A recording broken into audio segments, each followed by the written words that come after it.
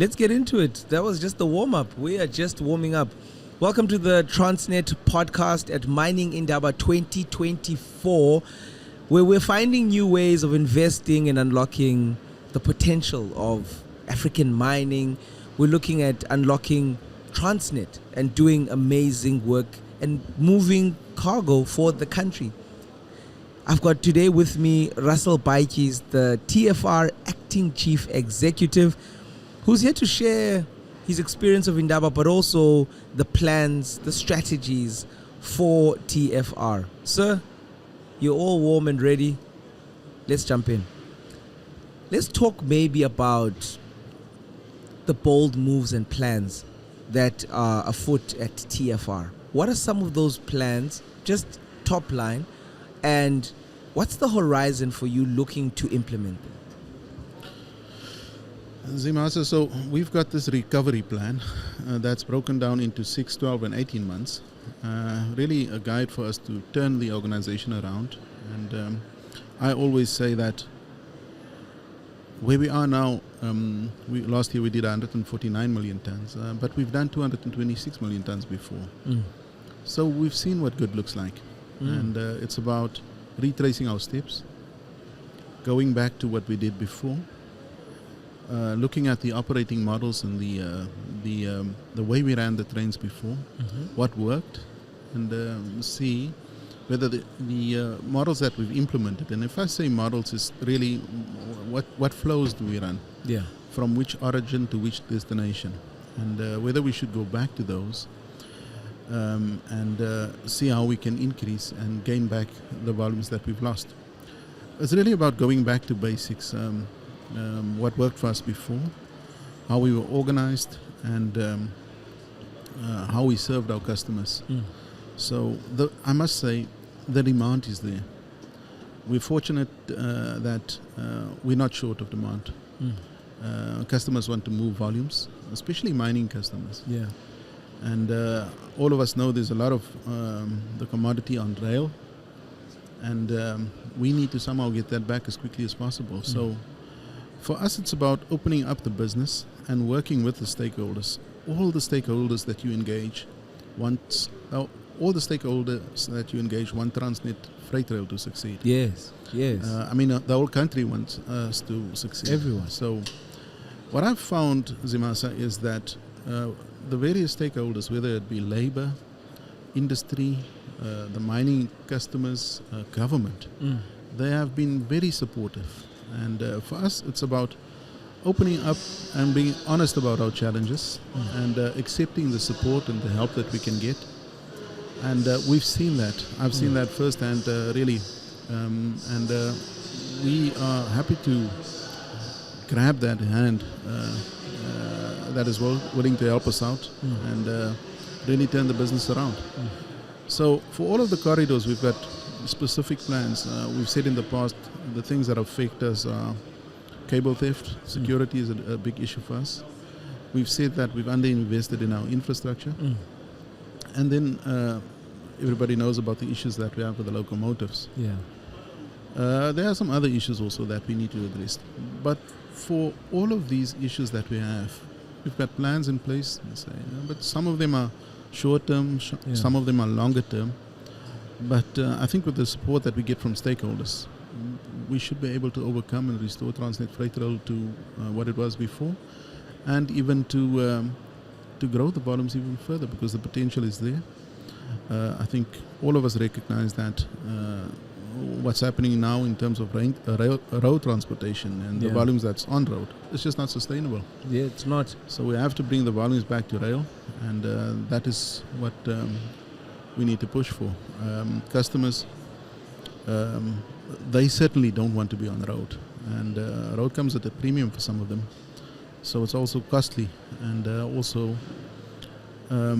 we could be doing more exports of these key commodities if we fix rail. So that's really what we focused on. In order to do more, to move more, to help customers get better deals, to export more, to even import and move cargo around the country, we need to be competitive. Now, what are some of those collaborations. What are some of the collaborations that TFR is looking into or already has in order to remain proactively competitive within the space? But also, what innovations are you guys looking into, as well as means and ways to unlock investment? We are, I would say, currently, especially in some of the commodities, we're working closer with customers to really look at what sort of short-term solutions we can bring forward that doesn't require a lot of investment from a capital point of view. And for me, it's about being agile. We've had some discussions with the coal industry about creating short-term solutions where you have loading sites and where you can move product and reduce the dependency on roads, specifically on coal. I mean, we've seen the complaints on the Richards Bay side about the number of trucks that go into Richards Bay. So we're working on some solutions. We've had some discussions this week with some of our partners as to how we can look at hybrid solutions where maybe you have a short leg of road and then use rail by Transnet, and then you effectively into Richards Bay bring rail. On other commodities, manganese, last year we had the loop that we built at Mamatwan. We spoke to 3 of the customers this week also. We think with some investment and some agility, there are some more volumes that we can unlock on the manganese side. We're working closer with the iron ore industry. We're doing a joint assessment of the line to see how we can fast track the maintenance backlog and just get some reliability on the line. You've seen in the news that customers have complained about derailments. So it's about fixing the network as quickly as we can, jointly with customers. On the coal line, the North Corridor, we also have a joint network assessment, a condition assessment. And that helps us to pinpoint exactly how we plan our maintenance going forward, what do we prioritize, and get some stability, and that will unlock some more volumes. So that's really where we are. Some of the other initiatives we've got with the RBCT, Richards Bay Coal Terminal, we actually have an agreement signed. It's called a mutual cooperation agreement, where we often, when there's a need, work together to fast track some of the things that would have taken us longer. And they get right in, and you've seen over the weekend we've received some batteries. And some compressors we will shortly receive. And these are components that have been hampering us for some time. And just through that collaboration and partnership, we fast track some of these processes and get some of these locos back in service. And that adds to the capacity. So if you get locos back, you can run more trains. So that adds to the capacity. There are some other initiatives that we're busy with here in the Western Cape. We are working with some of the shipping lines. We created a back of port at Belcon, where they're currently constructing a facility. And the idea really is for them to then make use of rail from a back of port facility in Bellville, and then instead of trucking into the port, they bring it to our facility in Bellville, and you can use rail to bring it into the port. So there are a few others that we're working with. We had some discussions yesterday with the Chrome guys to see how we can also unlock some additional capacity. The key here, Zimasa, is for us, it's not about doing these things on our own anymore. We need industry. We're joined by the IP. So we need to work together to see how we can unlock more capacity and reduce the dependency on the road as we move forward. What's been the honest, I'd say, feedback from industry players here at Indaba, and what is the feeling like around TFR and its operations? Look, we would have wanted to turn the business around faster, but there are some structural things that we need to fix. And some of the things I spoke about, just going back to basics and retrace what are the things that we did before. And also, do we have the locals and wagons on the right in the right areas? Do we need to move them around and see if we can't get faster turnaround times and do more trains and more volumes on a specific commodity?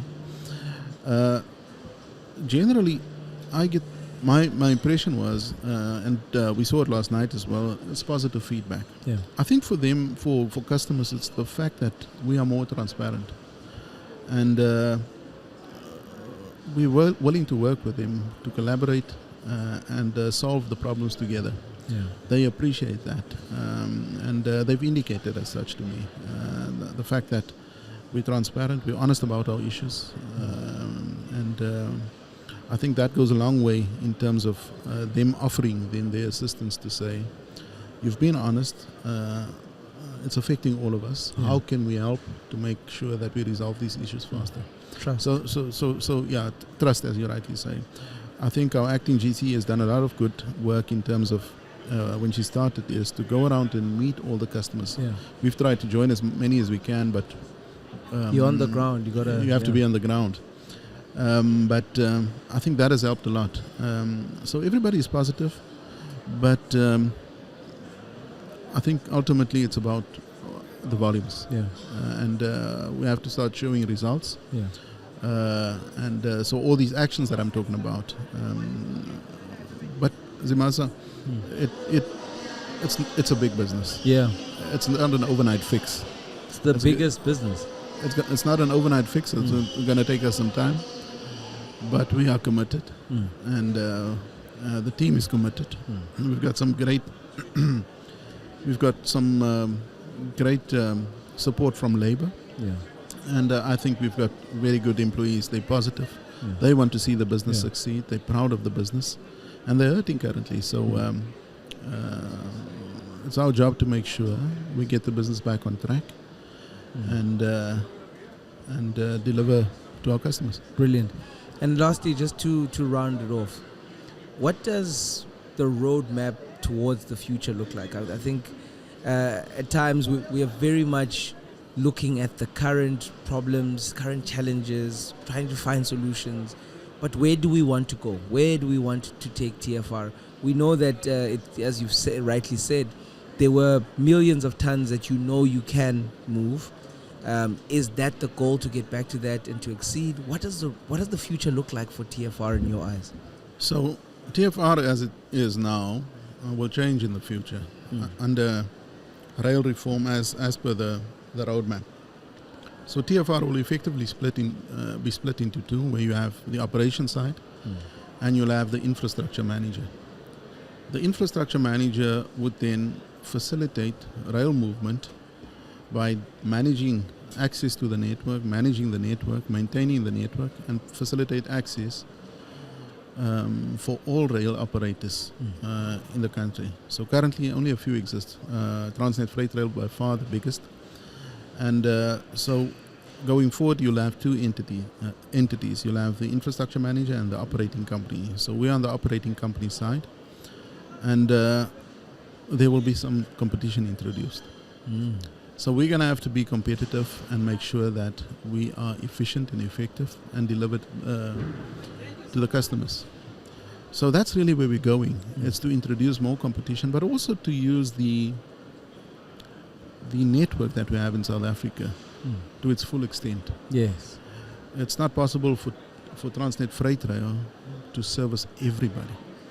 And when you open access, you then get others also to bring volumes, bring rolling stock, create jobs.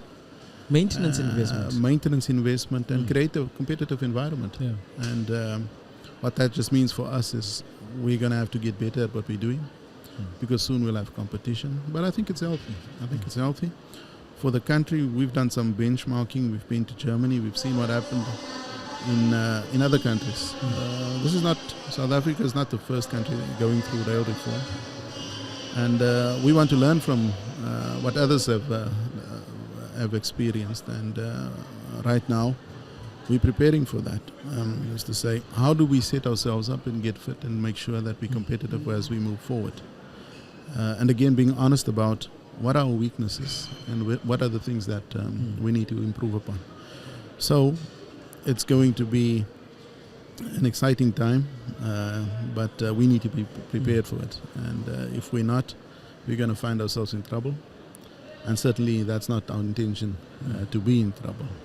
So what we're doing now in terms of the recovery plan, we've said that we have a two-pronged approach. And number one is really to recover, make sure that We get the locals back, address the issues of security, improve the network, and we're doing a lot of work on the network. But we're still at risk because it's been under-maintained. And then secondly, it's then to also make sure that we gear ourselves for rail reform and open access as we move forward. But I think we're in a strong position. We've got lots of rolling stock, locomotives, we've got wagons. So that gives us an advantage. But we shouldn't get comfortable because there are other rail operators and they'll be eyeing this space. And like I said, we've seen what good looks like. We just need to make sure that we get back to that as quickly as we can. Brilliant. I think if there's one thing that I take out from this conversation that we've just had, it's honesty. I think it's now more forthcoming from the entire organization, and I really appreciate the honesty, the frankness, the transparency that you've shown to us and to everybody who's listening to this conversation. I thank you for your time. I thank you for your words, but also a peek into yourself and what you want to do, and the environment, the challenging environment that you operate in. Ladies and gentlemen, that was Russell Baatjies, TFR Acting Chief Executive on the Transnet Mining Indaba podcast. Thank you, sir. Thank you, Simaza.